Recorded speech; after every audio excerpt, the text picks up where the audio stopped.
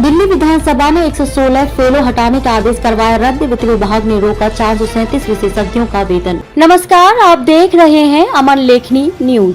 दिल्ली विधानसभा ने शोध केंद्र के माध्यम से नियुक्त किए गए 116 फेलो को हटाने के आदेश को स्थगित करवा दिया है। इसे लेकर बृहस्पतिवार को एक और आदेश जारी किया गया।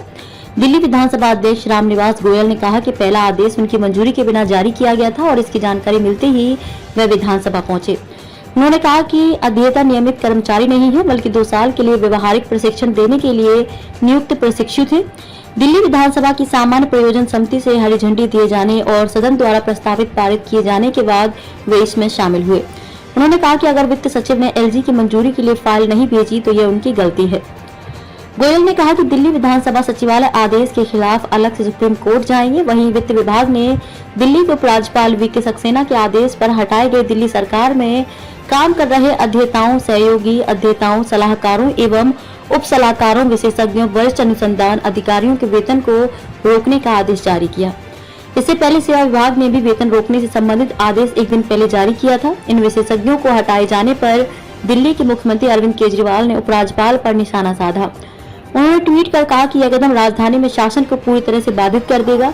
यह दिल्ली सरकार और उसकी सेवाओं का पूरी तरह से गला घोंट देगा। मुझे नहीं पता कि एलजी को यह सब करके क्या हासिल होगा। मुझे उम्मीद है कि सुप्रीम कोर्ट इसे तुरंत रद्द कर देगा।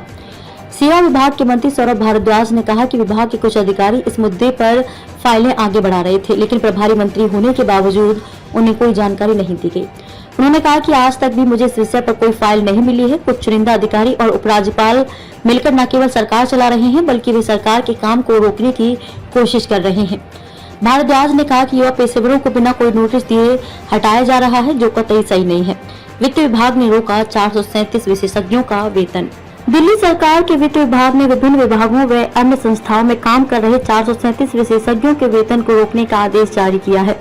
एक दिन पहले सेवा विभाग ने इनके वेतन को रोकने का आदेश दिया था। इससे पहले उपराज्यपाल वीके सक्सेना ने बिना स्वीकृति के रखे गए दिल्ली सरकार में सलाहकार, परामर्शदाता, सीनियर रिसर्च फेलो, विशेषज्ञ व अन्य पदों पर काम कर रहे 437 लोगों को पदों से हटा दिया था।